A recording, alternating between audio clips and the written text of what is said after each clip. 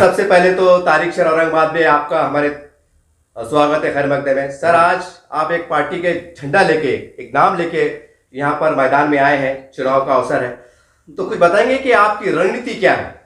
जबकि ये भी कहा जा रहा है कि जब छोटी छोटी पार्टियां, इलाकाई पार्टियां अगर मैदान में आएंगी तो कहने का फिरका परस्त ताकतों को ताकत मिलेगी, ये कहा जा रहा है, तो इसके ऊपर आप क्या कहेंगे? देखिए, मैं सबसे पहले तो आप सबका खैर मकदम करता हूँ, आप सबका तहे दिल से शुक्रिया अदा करता हूँ जो कि मेरी आवाज़ आपके थ्रू घर घर तक पहुँचेंगी और हर आम जनता तक। और ये जो फ़िरका परस्त की जो राजनीति है, इसके मैं सख्त ख़िलाफ़ हूँ, क्योंकि मैंने कल भी मेरे बयान में यही बताया कि जो दीन धर्म हैं, गिरजाघर हो, मंदिर हो, मस्जिद हो, तुम कोई भी ज़ात, कोई भी धर्म के हो, संविधान ने तुम सबको जीने का इक्वल, सब एकदम आज़ादी के साथ में आप सबको जीने के फंडामेंटल राइट्स दिए वाले।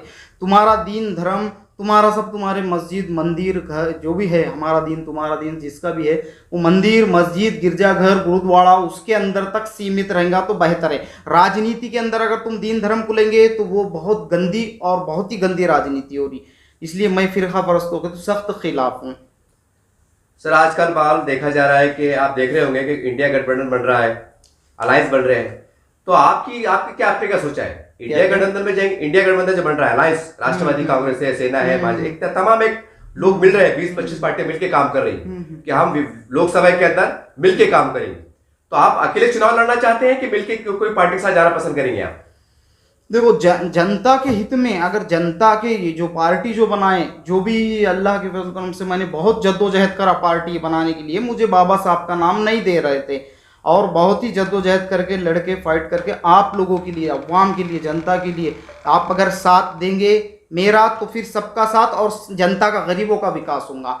बाकी बोलने के लिए तो बहुत आसान रहता, सबका साथ सबका विकास बोलकर आए थे, और क्या करे क्या नहीं करे जनता बहुत अच्छे से जानती, बेहतर, क्योंकि ये दौर जो है टेक्नोलॉजी का दौर चल रहा है और जेब में दुनिया है लोगों के, मोबाइल, इंटरनेट, उसके अंदर सब लोगों को हर चीज़। और रही बात गठबंधन की, अगर वैसे तो वक्त अगर आएगा और गठबंधन करने में जनता का अगर फ़ायदा होगा तो गठबंधन के बारे में सोचेंगे, और वो भी गठबंधन अगर कर भी देंगे और अगर वो जनता की उन्होंने अगर सहायता नहीं करेंगे, जनता को उसका लाभ बेनिफिट नहीं पहुंचेगा तो फौरी गठबंधन तोड़ भी देंगे, क्योंकि हम खुद के पर्सनली फ़ायदे के लिए और ख़ुद के वास्ते तो ऐसा कुछ बनाया नहीं पार्टी। आपके गौर गरीबों तक की आवाज़, जो भी गौर गरीबों तक उसका उनकी आवाज़ जो है गली से दिल्ली तक ले जाने के लिए, और ज़रूरी नहीं है विधानसभा में चुन के आओ। जो असल नेता रहता, जो रियल नेता रहता, वो ना विधानसभा में, ना राज्यसभा में, ना लोकसभा में कहीं चुन कर नहीं आता हो, मगर फिर भी नेता रहता। सर, सवाल ये है कि लोकसभा चुनाव के अंदर आपकी पार्टी महाराष्ट्र में कितने सीट लड़ाने का इरादा रखती है? ऐसा कोई ख्याल होगा आपका? कुछ बताइए, जानकारी नहीं, अभी तो जैसा अभी स्टेब्लिश हुआ, अभी वक्त बहुत कम है हमारे पास में और इलेक्शन करीब आ गए, फिर भी हम ज़्यादा से ज़्यादा कोशिश जितनी भी हो सके उतनी करेंगे इंशाल्लाह, क्योंकि अभी यहाँ से आगाज़ हुआ और हमको ज़्यादा टाइम नहीं मिला, फिर भी हम थोड़े से टाइम में बहुत ज़्यादा कवर करने की कोशिश करेंगे इंशाल्लाह। सर, जब ये इंटरव्यू वायरल हो रहा होगा तो अक्सर कमेंट आते हैं, अब लोग कहेंगे कि आयन वक्त चुनाव के ऊपर आप तशरीफ ला लिए हैं, इससे पहले कहा थे, बहुत से मसले थे, वक्फ बोर्ड के मसले हैं, बहुत से मसले थे, वो मसले पे आप क्यों नहीं आए? आज के हालत पे क्यों नहीं आए? आज इलेक्शन के ऊपर क्यों नहीं आए? कहीं ना कहीं फिर एक क्रमांक ये भी आएगा कि कहीं ना कहीं बीजेपी की बी टीम है, ये ऐसा आपको देखने में आता है। जो पार्टियां मैदान में आती है उसके ऊपर इस तरह के इल्जाम लगते हैं कि ये भाजपा की बी टीम है, और आप समझ रहे होंगे कई बड़ी बड़ी पार्टियों को लोगों ने यहाँ तक कि एमआईएम को तक निशाने पर रखा है कि इनको भी बी टीम कहा जाता है, हालांकि इनकी भी एक अपनी बहुत बड़ी ताकत है। तो आप क्या कहेंगे इसके ऊपर? आप भी इल्जाम रख सकते हैं। देखो, मेरी जो विचारधारा है, गांधीवाद जो है तो बहुत कर लिया हमने, गांधीवाद। अब डॉक्टर बाबा साहब अम्बेडकर, भीमराव अम्बेडकर जी, उनके विचारधाराओं पे चलने वाली पार्टी बनाया मैंने। और सारे पार्टियां तो बहुत है, 1947 से देश आज़ाद हुए जब से बहुत सारे पार्टियां बने, उन्होंने रूल्स करे, उन्होंने कैसा करे, क्या करे, कैसे राजनीति है, वो सब जनता को पता है। रही बात कि आज जो है, आज जो संविधान के बारे में जो बोला जा रहा, जो हिंदू राष्ट्र के बारे में बोला जा रहा, कैसा बोला जाता कि हिंदू रहने वाला जापानी, सऊदी अरब का रहने वाला सऊदी, इंडिया का रहने वाला इंडियन, इंग्लिश में इंडिया का रहने वाला इंडियन, भारत का रहने वाला भारतीय, हिंदुस्तान का रहने वाला हिंदू, ज्योग्राफी के हिसाब से हिंदू बोला जाता। तो फिर बताओ कि तुम इसमें कहां से ला रहे हिंदू राष्ट्र? तुम कौन सा हिंदू राष्ट्र बनाना चाह रहे? कि तुम असल में हिंदू राष्ट्र में तो ऑलरेडी रह रहे, असल में संविधान हटाना चाह रहे, संविधान के दुश्मन। और एक बात याद रख लेना कि संविधान को चाहने वाली जनता बहुत है, अंग्रेजों को मार के भगाए देश से और संविधान को लागू कर संविधान। तो संविधान, अंग्रेजों की नाजायज औलाद अगर बोलेंगी कि हम संविधान हटाएंगे और दूसरा कुछ लगेंगे तो कैसा लगाने देंगे? इतना क्या आसान है, इतना क्या ये है? और आप जो कह रहे हैं कि ये जो बीजी, ये कोई भी XYZ, मैं नाम तो नहीं लूँगा, आप कह रहे हैं कि उनको बेनिफिट मिलेगा, इससे गलत बात है। क्योंकि मेरी विचारधारा, बाबा साहब अम्बेडकर की जो विचारधारा है, उनके विचारधारा के हिसाब से मैंने ये सब बनाया। और उनको पढ़ो, बाबा साहब जो नेता है ना, बाबा साहब मुसल जय भीम समाज के नहीं है, सारे देश के लिए और हर समाज के लिए करे उन्होंने कार्य।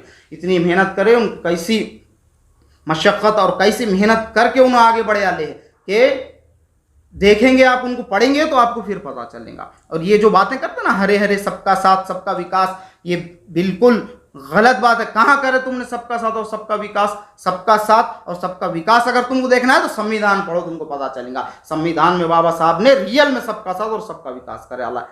सर एक सवाल ये भी है सर, जैसा आपने कहा कि संविधान, हर पार्टी हो वो संविधान का नाम लेती है, वो कहते हैं बाबा साहब को मानने वाले, चाहे कांग्रेस हो, राष्ट्रवादी हो, MIM, बहुत सी पार्टियां।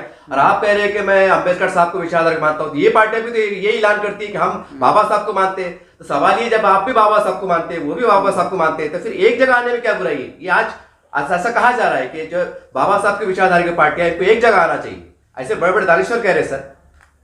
नहीं, ये जो है बात आप कह रहे ठीक है, लेकिन इन्हों अंदर से कुछ और बाहर से कुछ और है। असल नेतागिरी बता रही है। खुल के बताइए, खुल के बोलिए ना सर, क्या है अंदर से, किस तरह से? देखो ना अभी कितना विरोध कर रहे, कैसा देश के अंदर क्या मामला बना रहे, कैसा मैनिफेस्टो क्या था उनका, पढ़िए आपके में धारा 370 हटा देंगे, संविधान भी हटा देंगे। बीजेपी का ऐसा कहना था उनके मैनिफेस्टो के अंदर, धारा 370 हटाए, ठीक है। 24 के इलेक्शन के बाद उनका कहना था हम संविधान में भी करेंगे। तुम संविधान बोले तो जीने को, गरीबों को हक दिए वाला है, और तुम गरीबों का हक क्यों मानते? अभी देखो कैसा परेशान करते, कभी ला लेते 3 तलाक, कभी लाते नोटबंदी, कभी लाते GST, कभी लाते NRC, कभी लाते CAA। हर वक्त गरीब इंसान खतरे में है जान। और तुम्हारा वहां तक गली से दिल्ली तक कौन पहुंचाया ये सब बड़े बड़े नेता लोगों को? आम जनता ने।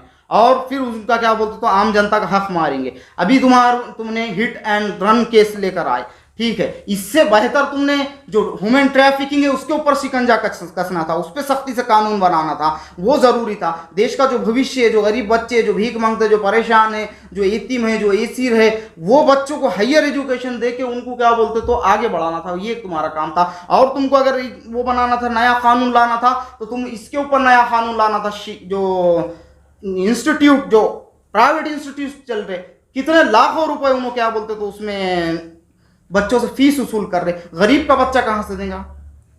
जो रोज कमाते खाते उन्हों कहां से देंगे? और तारीख तो गवाह है, सबसे ज्यादा देश के अंदर जो देश का नाम रोशन करा, सबसे ज्यादा गरीब के बच्चे वो लिस्ट के अंदर। देखो तुम सरकारी स्कूलों के एजुकेशन तुम कम कर दे रहे और इंस्टीट्यूट के एजुकेशन को बढ़ोतरी दे रहे, तो उन्होंने कहां से वो पे करेंगे उतना? तुम सरकारी स्कूलों को करो ना, और उनके ऊपर शिकंजा करो, उनके ऊपर नए कानून लाओ, उनके ऊपर वो लगाओ, उस पर विचारधारा करो, उस पर सोचो ना। तुम कैबिनेट की बैठक लो उसमें।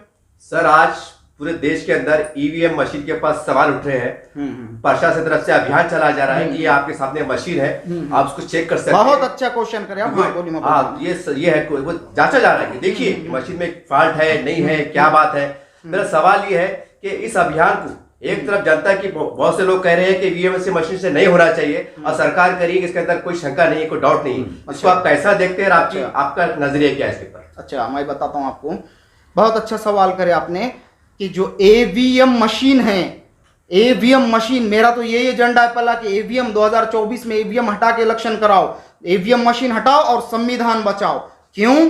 क्योंकि तुम्हारे सबके जेब में मोबाइल है ना, करेक्ट। वो मोबाइल हैक हो सकता, बट हैक नहीं हुआ। कोई भी तुम्हारे मोबाइल को हैकिंग कर सकता है, मैं करेक्ट? कर सकता। तो वो मशीन है, वो इलेक्ट्रॉनिक चीज है।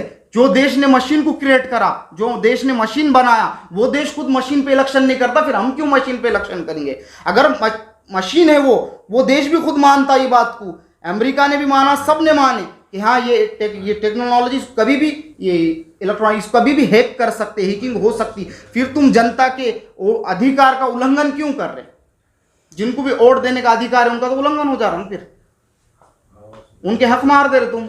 सर आज हम देख रहे हैं कि 22 जनवरी बहुत करीब आ रही है, राम मंदिर का शुभारंभ होने जा रहा है और कुछ अपने मतलब मुसलमानों के दरमियान से कुछ आवाज उठ रही है कि 22 जनवरी को आप घर में रहिएगा, ट्रेन में सफर मत कीजिएगा, कुछ भी हो सकता है, झगड़ा हो सकता है, मुल्क में दंगा भी हो सकता है। तो ऐसे हालात में एक भाईचारे के नजरिए से आपकी तरफ से एकता का संदेश है?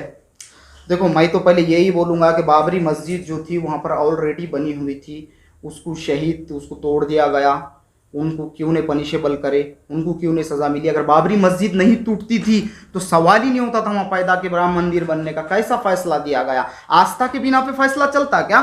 संविधान में है कहीं लिखा हुआ? संविधान में तो ऐसा बोला हुआ है ना कि सबूत देखो और सबूत देखकर फैसला दो। आस्था के बिना पर फैसला दे दिए, जबरदस्ती तुमने छीन लिए किसी का धार्मिक स्थल, और उसके बाद तुम क्या बोलते तो और बहुत सारे धार्मिक स्थलों को टारगेट कर रहे। तुम करना क्या चाह रहे? ये गलत है। और ये तुम अपने तारीखी देश की जो भी मस्जिद है, जो भी चीज़ थी, वो तो तारीखी स्थल, तारीखी चीज़ें थे, उसको सबको तोड़कर तुम ऐसे ये हरकतें कर रही है, अच्छी बात नहीं है। अगर तुम बोलते कि राम राज्य, अगर अभी महाराज राम जी मौजूद होते तो क्या उन्होंने स्वीकार करते थे? क्या उन्होंने बोलते थे मस्जिद गिरा और मुझे वहाँ मंदिर बना कर दो? एक बार भी नहीं करते थे। तुम खुद सोचो।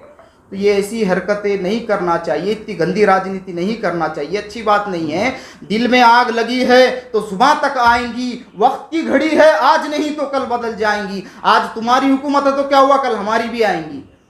सर आज देश में कुछ मुट्ठी भर लोग, मुट्ठी भर ताकतें ये कह रही है कि जैसा पाकिस्तान एक मुसलमानों का देश है, एक इस्लामी राष्ट्र है, बांग्लादेश एक छोटा सही लेकिन मुसलमानों का देश है, इस्लामी राष्ट्र है, तो हम भी इसको कहने के हिंदुस्तान को हिंदू राष्ट्र के रूप में देखना चाहते हैं। कुछ मुट्ठी भर लोग इस तरह की आवाजें बुलंद कर रहे हैं।